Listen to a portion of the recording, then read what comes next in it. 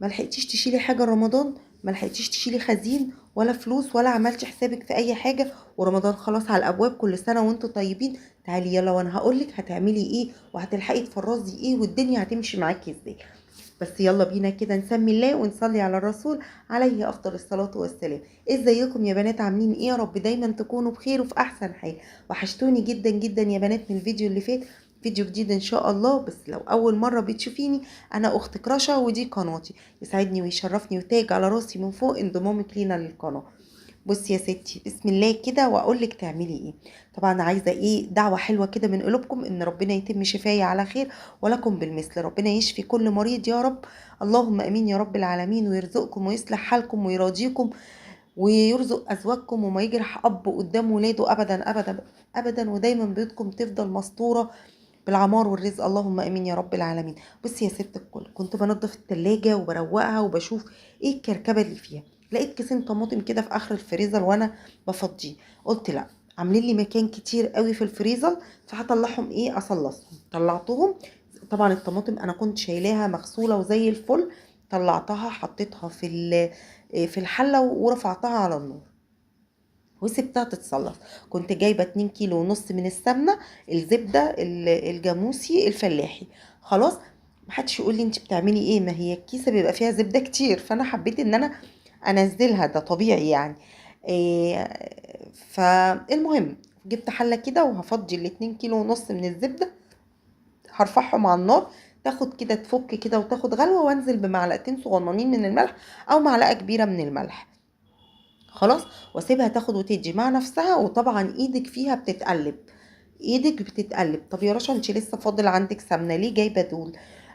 بصوا يا بنات، انا متعوده اصلا ان يعني مثلا البرطمان الكبير اللي قدامك على الشمال ده، انا متعوده يا بنات ان هو مثلا اللي فاضل فيه هيكفيني ان شاء الله ان شاء الله بامر الله لغاية رمضان.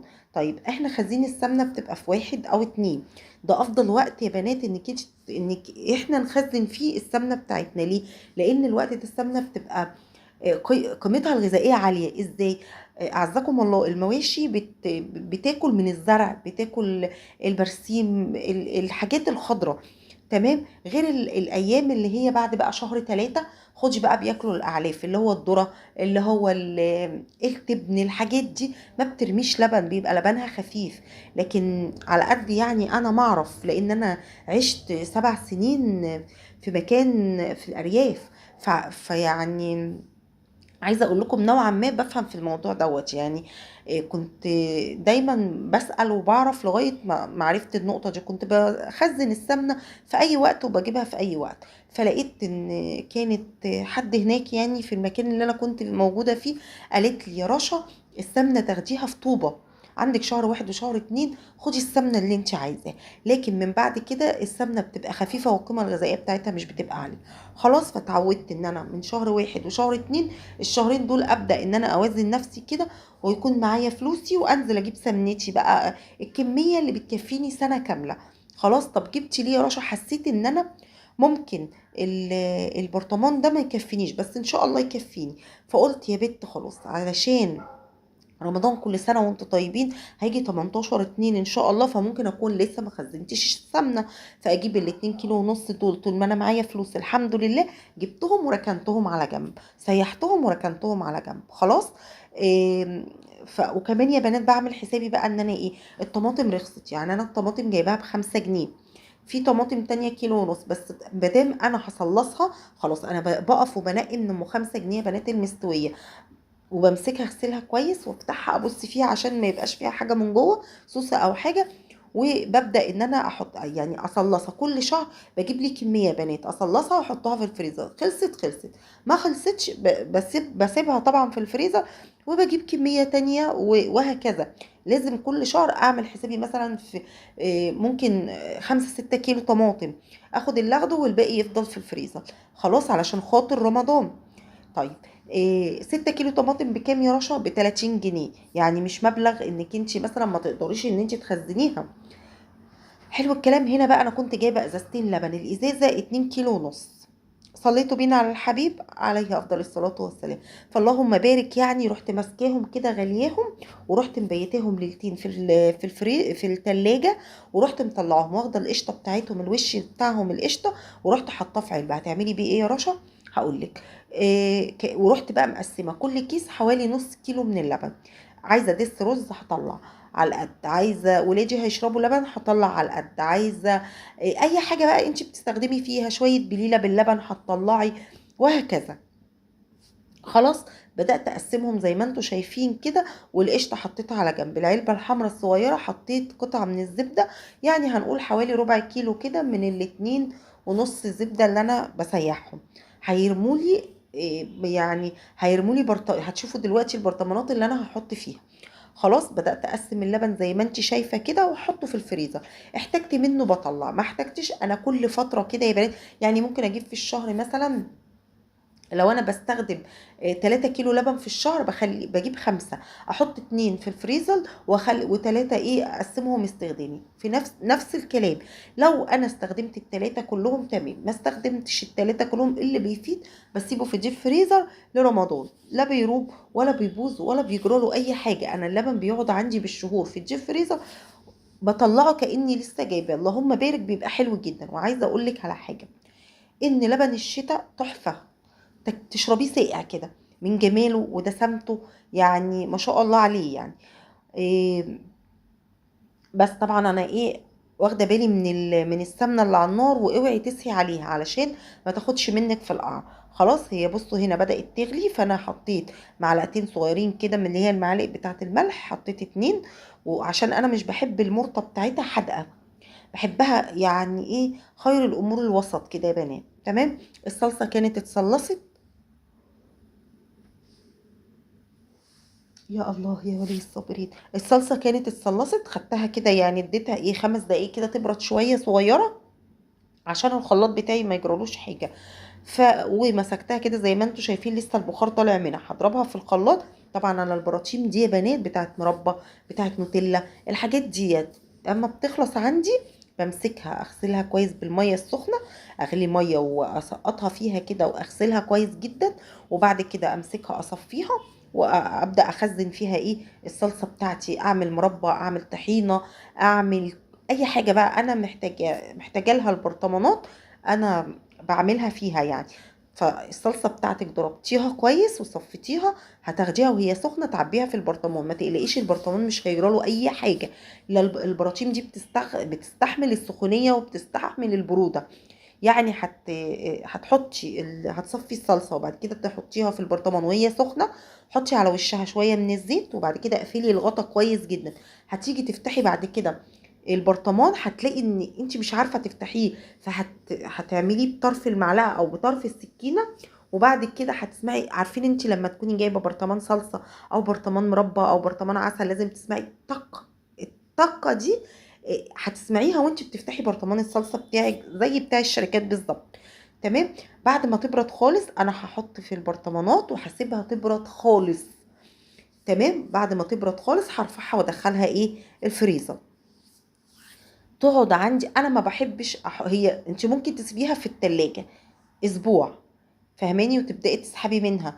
إيه، انا بالنسبه لي بخاف، انا فرستها كويس وحفظتها كويس جدا، بس انا بحب احطها في الفريزر، مش بحب احطها في التلاجة. خلاص، فانتي وراحتك هتحطيها في التلاجة، اعتقد ان هي هتاخد تقريبا اسبوع. تمام، لان هي محفوظة كويس جدا وخارج منها الهواء.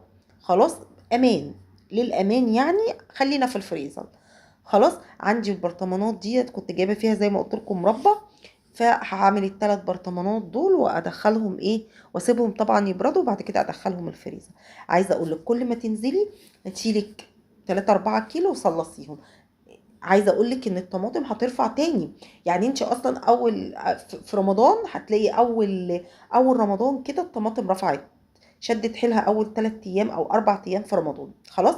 طيب، إيه، اللهم صل على سيدنا محمد. هتيجي على العيد نفس الكلام، هترخص طبعا باقي رمضان، بعد كده على العيد هتلاقيها شدت شويه، بعد كده هتبدا ترخص لغايه العيد الكبير. قبل العيد الكبير هتلاقيها رفعت جدا. فهماني. بصي بقى، حطي بقى على الوش كده شويه الزيت، وابدأي بقى والبرطمانات سخنه كده والصلصه سخنه، اقفلي بقى. اقفلي كويس جدا، احكمي الغطا بتاعك، هتلاقي نفسك حفظتيها كويس جدا، هتقعد معاكي فتره طويله جدا. خلاص بره الفريزر هتقعد معاكي من اسبوع ل10 ايام. صليتوا بينا على الحبيب. هنا بقى كنت عايزه اعمل شويه رز عشان الاكل بقى، الحق بقى اعمل اكلي، لان اللي نازل نازل واللي طالع طالع، فعايزه اخلص الاكل. كنت جبت نص كيلو من الرز البسمتي، ورحت جايه غسلاه كويس ومصفياه، وجيت هنا بقى حطيت التوابل بتاعه الرز، مرقه دجاج، ملح وفلفل وكمون، وشويه مرقه دجاج. تمام. هديها كده بكبكه على النار، شويه ملح، وهديها بقى كده بكبكه على النار، يعني الاقيها ايه، تكتكت كده ايه على النار. فهنزل بقى اول ما تغلي غلوه كده، هبدا ان انا انزل ايه بالرز بتاعي، هديله تقليبه حلوه كده زي ما انت شايفه، وبعد كده هديله الميه. طيب ده رز بسمتي، الرز البسمتي معروف انه بياخد كميه ميه اكتر من الرز البلدي. يعني لو مثلا انت بتعملي نص كيلو بلدي، كوبايتين من الرز عليهم كوبايه ونص من الميه في البلدي، لا دوت نص كيلو بياخد مثلا 3 كوبايات من الميه. ما تقلقيش مش بيعجن. خلاص يعني حتى لو جاله ميته زياده شويه ما تقلقيش، بيبقى طري كده وحلو مش معجن. حلو الكلام، حلو الكلام. هقلبها كده كويس واظبط الملح بتاعي واسيبه يستوي. تمام. السمنه بتاعتي طبعا خلاص خلصت زي ما انتوا شايفين كده، خلاص هي داخله على السوا. فبس انا هقلبها كويس جدا، ليه بقى؟ عشان خاطر ما تاخدش معايا في القعر والمرته بتاعتي تتحرق، والسمنه تبقى فيها نسبه مراره. فخلي بالك دايما وانتي حاطه الحاجه على النار، ما تسهيش عليها خالص. هجيب طاسه وانزل بمعلقه من الزيت، والزيت يسخن كويس، وانزل باللحمه بتاعتي. اللحمه دي كانت في مشتريات اول الشهر، خدي بالك معايا، يعني انا لسه بستخدم اللحوم بتاعت الشهر. احنا كان في الشهر النهارده اللهم صل على سيدنا محمد تقريبا 24 او 25، النهارده 25 يا بنات. فعايزه اقول لك يعني فاضل 5 ايام وانا لسه بستخدم الحاجه اللي عندي. لسه فاضل عندي صدق، وعندي بسطرمه، و... ولسه عندي كمان كفته اللي كنت عاملاها معاكم، واللحمه اللي انا كنت مكوراها دي اللي انا عشان اعملها عيش باللحمه يعني. خلاص يعني انا عندي تقريبا في الفريزر هنقول اكلتين وعندي بانيه، يعني عندي حوالي 3 اكلات في الفريزر. خلاص يعني الحمد لله اللهم لك الحمد، الشهر دوت يعني انا راضيه جدا عن ميزانيتي، وكمان وفرت مبلغ محترم، مش بس من ال10 جنيه يا بنات، لا انا وفرت مبلغ من مصروفي نفسه. يعني انا بسيب ال10 جنيه قبل ما انزل السوق، وبوفرها الحمد لله، ما بمدش ايدي خالص عليها. لكن انا في ظل المصاريف دي شلت مبلغ كده على جنب، وقلت ايه هنساه، يعني ايه هحاول ان انا ما مدش ايدي عليه، بحيث ان هو اجي اخر الشهر يبقى معايا مبلغ محترم، يعني اقدر ان انا انزل اجيب تفريزات الشهر الجديد شهر 12. خلاص هنا بقى نزلت باللحمه، وحطيت شويه صلصه او شويه كاتشب كده مدوباهم في ميه، بس انا حطيت صلصه من اللي انا مسبكاها يعني، كان الخلاط كده كان فيه شويه صلصه، رحت حاطه عليهم ميه ونازله على اللحمه، حطيت شويه صويا صوص، وحطيت كمان شويه بابريكا مدخنه. خلاص عندك حطي، ما عندكيش مش مشكله. انا كنت متبلاها اوريدي، بس انا بحب قوي ازود التست بتاع الحاجه دي. السمنه بتاعتي خلاص استوت جدا، مش محتاجه. بصي لونها بقى ذهبي، اول ما تلاقي لون السمنه ذهبي خلاص اطفي عليها. انا طفيت عليها، هشيلها دلوقتي من على العين السخنه عشان تبرد 10 دقايق، وهبدا اعبيها في البرطمان. هسيب اللحمه بتاعتي بقى كده زي ما انت شايفه تستوي، وتعالي بقى ايه نشيل السمنه بتاعتنا كده من على العين السخنه. هنا بقى كان عدى 10 دقايق يا بنات، كان العصر أذن، رحت صليت ورجعت. لا اله الا انت سبحانك اني كنت من الظالمين. حطي لايك بقى لو وصلتي معايا لغايه هنا، حطي لاختك اللايك، ودعوه حلوه من قلوبكم بقى ان ربنا يشفيني ويعافيني انا وكل مريض، اللهم امين يا رب العالمين. بصي يا ست الكل، بصي السمنه لونها عامل ازاي. ماما كانت على طول تقول لي لو السمنه سخنه حطي اول حبه في البرطمان ويهزيهم كده، بحيث البرطمان يتبخر يعني، ما ياخدش صدمه السخونيه مره واحده. خلاص ربنا يديها الصحة يا رب والعافية.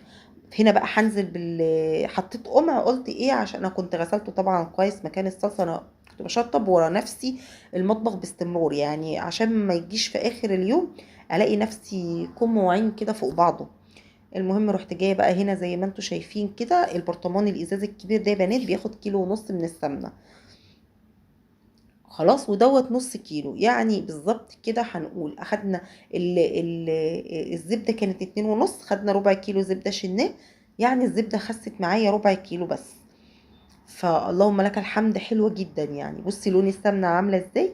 طبعا يعني اول ما تلاقي اللون غمق معاكي كده خلاص، يبقى السمنة بتاعتك استوت. على طول ارفعيها من على النار وحطيها على حاجة ساقعة بقى، تحطيها على الرخامة. المهم انك انت ممكن تمسكي الحلة وترشرشي شوية مية من قعر الحلة. انا عملت كده، مسكت الحلة ورشرشت كده شوية مية من القعر علشان ابردها، علشان ما تحرقليش المرطة من تحت وتغمق لي السمنة كمان. خلاص، هنا بقى جبت برطمان صغنن كده، وقلت ايه اعبي فيه شويه المرطه اللي طلعوا يعني. اعتقد السمنه ما خستش خالص، لان طلع زي ما انت شايفه كده شويه مرطه حلوين يعني. عايزه اقول لكم المرطه دي طعمها حلو جدا. هنا بقى كنت خلاص خلصت يومي كله. بصوا شطبت المطبخ وعبيت بقى السمنه بتاعتي والصلصه بتاعتي، وبدات ان انا اغرف الاكل. الولاد كانوا عايزين بقى خلاص يتغدوا، فبدات ان انا بقى اغرف الاكل كده. بصوا الرز، مش قلت لكم الرز مش بيعجن خالص يا بنات، بيبقى دايما مفرفر، فما تقلقيش من ميته خالص. بس انا وصلت معاكي لنهايه الفيديو. بحبكم في الله، ربنا يديمكم نعمه في حياتي جوه قلبي وفوق راسي. ما تنسيش تحطي لاختك اللايك الجميل والكومنت الحلو كده بدعوه حلوه من قلوبكم، ان ربنا يكمل شفايا على خير. ولكم بالمثل كل كلمه بتكتبوها لي، وكل دعوه بتدعوها لي، وكل اللي بتحط لايك، ربنا يستركم فوق الارض وتحت الارض ويوم العرض عليك. السلام عليكم.